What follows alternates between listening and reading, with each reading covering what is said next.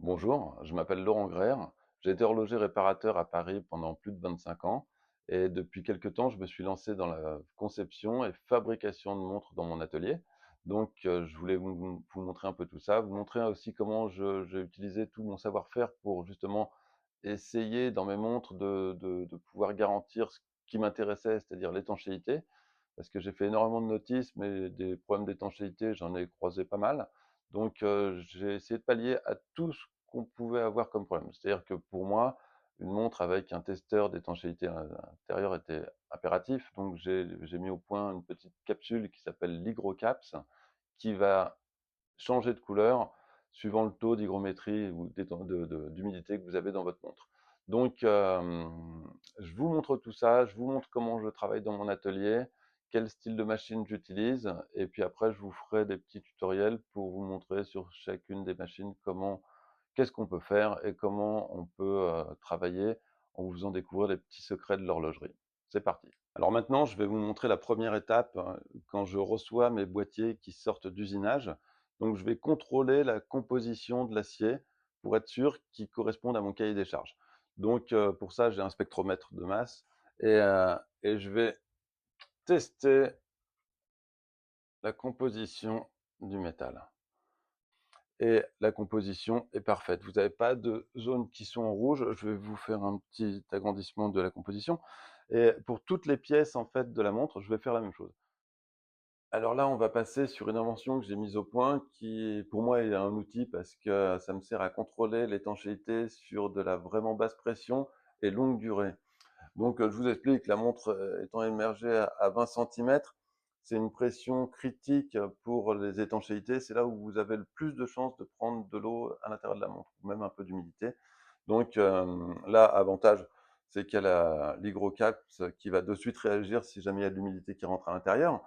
Et donc le système en question me permet d'alterner les sens de rotation parce qu'à peu près tous les 50-60 tours, il va changer de sens de rotation. Ça me permet de tester les deux sens de remontage.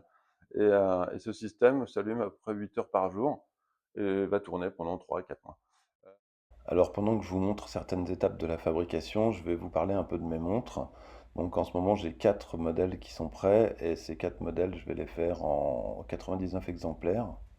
Et du fait que je travaille d'une façon vraiment artisanale, ça donne une singularité à chacune de mes montres.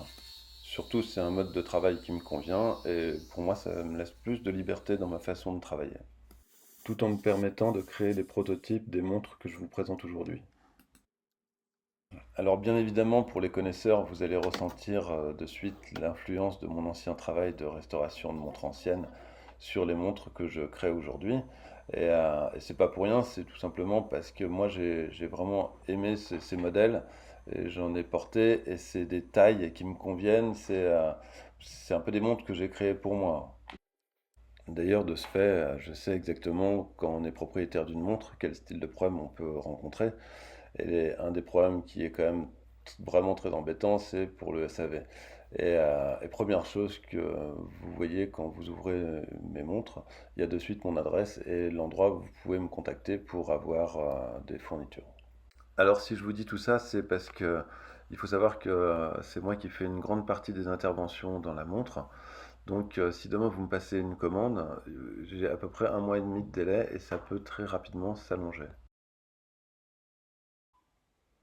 Alors, dernière chose, je voulais vous parler d'un point très important pour moi, c'est le galbe de la montre, hein. C'est-à-dire donc comment on va s'imbriquer le verre et le boîtier ensemble. C'est ça qui va vraiment donner le galbe de la montre. Et pour que ça, je voulais retrouver vraiment les galbes qu'on avait avec les subs de l'époque et le rendu qu'on pouvait avoir en milieu marin avec ce genre de montre. Voilà, alors si ça vous a plu, maintenant vous pouvez aller sur mon site lg-horloger.fr et vous verrez les différents modèles que je présente.